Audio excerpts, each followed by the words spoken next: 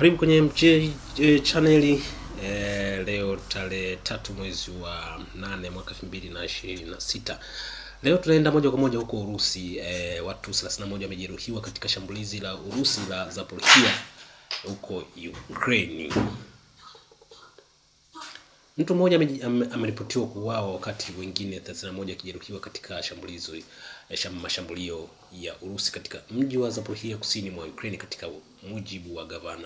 kwa mujibu wa gavana wa eneo hilo Ivan Fedorov. Picha za Reuters zinawaonyesha watoa huduma wa dharura wakitoa huduma kwa watu waliojeruhiwa katika shambulio hilo karibu na jengo lenye makazi ya watu. Picha hizo pia zinawaonyesha wahudumu hao wakimtoa mwanamke kutoka kwenye vifusi vya jengo lililoporomoka. Kwa mujibu wa gavana wa eneo hilo, mabomu 8 yalirushwa kwenye mji huo katika muda wa saa moja na dakika 30, yakiharibu majengo yenye makazi ya watu na yale yasiyokuwa yenye makazi ya watu. Mji wa Zaporizhia umekuwa ukiripotiwa kushambuliwa na makombora ya Urusi katika miezi ya hivi karibuni. Kimsingi kwamba Urusi ameongeza mashambulizi yake ndani ya siku za hivi karibuni, na tumeona mashambulizi haya sio yanafanyika kule katika mji wa Zaporizhia tu, bali ni eneo lote la kule Ukraine. Tumeona miji kama Kharkiv, tumeona miji kama Kiev wenyewe na miji mingine ambayo mikubwa ikishambuliwa mara kwa mara na majeshi haya ya Urusi. Kwa hiyo Urusi anaendelea kufanya mashambulizi mara kwa mara, na yote hii ni kuipa pressure, kuipa shinikizo Ukraine kuja kwenye meza mazungumzo, lakini kwa masharti ambayo Urusi anaona kwake yanafaa. Na mojawapo ya masharti ya Urusi ni ikiwa pamoja na kukubali Ukraine kuachia eneo lote la Donbas ambayo inajumuisha mikoa miwili ambayo ile Donetsk pamoja na Luhansk. Lakini ukiangalia advantage ya Ukraine ni kwamba anaendelea kufanya mashambulizi hasa kutumia drones ambazo anatengeneza wanatengeneza ndani ya nchi yake na kufanya mashambulizi kabisa kwenye miji ya kati kabisa ya Urusi, kwa mfano kama Moscow, St. Petersburg, kote huko, na mikoa mingine ambayo iliyoko karibu na Urusi kama Belgorod, ambayo yote hiyo na mikoa mingine kama Rostov na mikoa mingine ambayo Urusi iko napakana na Ukraine. Kwa hiyo Urusi yupo kwenye hatari kubwa kwa sasa, kwa sababu mashambulizi tumeona sio upande wa Urusi tu, lakini hata upande wa Ukraine wanaendelea kufanya mashambulizi makali na kwa kasi ndani ya miezi hivi karibuni. Na tumeona ripoti za vifo mara nyingi inaripoti sana kwa Ukraine, lakini kwa Urusi ripoti bado inakuwa iko chini sana kwa kwenye mambo ya vifo. Lakini kwa kweli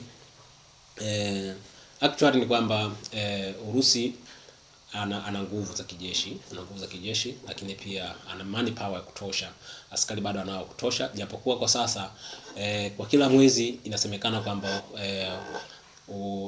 wanajeshi sio chini ya 30,000 kila upande wanakufa katika vita hivyo vya Urusi na Ukraine. Kwa hiyo ni idadi kubwa ya wanajeshi ambao wanakufa katika eneo hilo la vita, kwa maana huko Ukraine.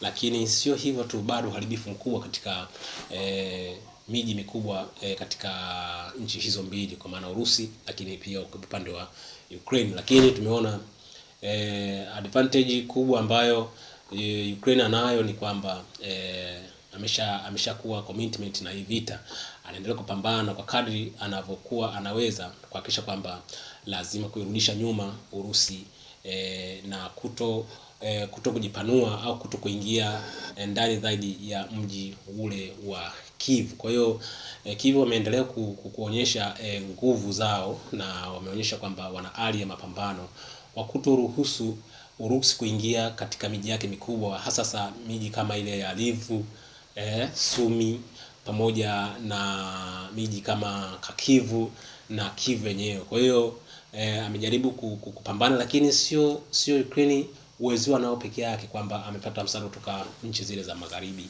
hasa Ujerumani, Ufaransa, ambao wanatoa msaada mkubwa sana. Na ukiangalia katika msaada ambao mkubwa sasa hivi unaotoka Ujerumani, anatoa msaada mkubwa sana wa kijeshi kusaidia kule Ukraine.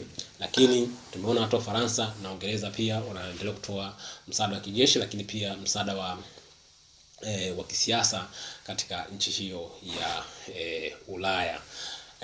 Lakini Marekani pia imeendelea kutoa msaada wa kiintelijensia na wanaendelea kuhakikisha kwamba lazima waendelee kushinda vita hivi kwa kutumia ikiwezekana diplomasia, lakini pia kutumia nguvu za kijeshi. Lakini tumeona nguvu za kijeshi, Urusi ameshindwa kufikia malengo yake mpaka hivi sasa, kwa sababu Urusi alisema ndani ya kipindi cha wiki mbili atakuwa Ukraine yote atakuwa ishachukua, lakini tumeona mpaka sasa ameshindwa kuchukua nchi hiyo ya Ukraine.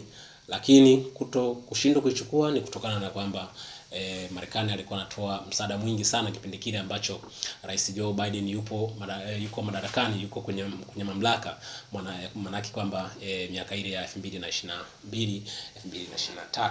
Kwa hiyo kimsingi Urusi yupo kwenye maji ya shingo na anashindwa kuamua chochote kwa sasa, kwa sababu akiamua sasa kusitisha hivi vita, manake amesalenda dhidi ya Ukraine. Kwa hiyo anachokifanya ni kuendelea kupambana vita, lakini naamini kabisa huenda akashindwa kupambana vita hivi kwa muda mrefu, sababu Ukraine anaendelea kuharibu miundombinu ya Urusi, hasa yale maghala ya silaha, lakini pia zile tunasema airbase, kwa maana kwamba zile military base ambazo alikuwa anatumia kwa ajili kuhifadhi makombora na drones na silaha zingine za kimkakati. Lakini tumeona kuna mambo ya economic status ambayo Urusi tumeona kwamba imeendelea kushambuliwa. Tumeona kuna maghala ya silaha, maghala ya mafuta yanashambuliwa mara kwa mara.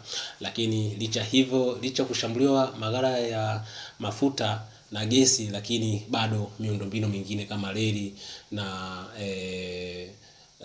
maeneo mengine ambayo zile infrastructure ambazo muhimu sana kwa ajili ya Urusi kwa ajili kuendeleza vita vimekuwa vinashambuliwa mara kwa mara, kama daraja na minara mbalimbali. Kwa hiyo Urusi yupo kwenye wakati mgumu kwa sasa, na yupo kwenye hali ambayo yasintofahamu katika vita hivi dhidi ya Ukraine. Lakini upande wa Ukraine sio kwamba wanajitapa kwamba kwa kuendeleza vita mpaka sasa hivi kwa uwezo wao, hapana.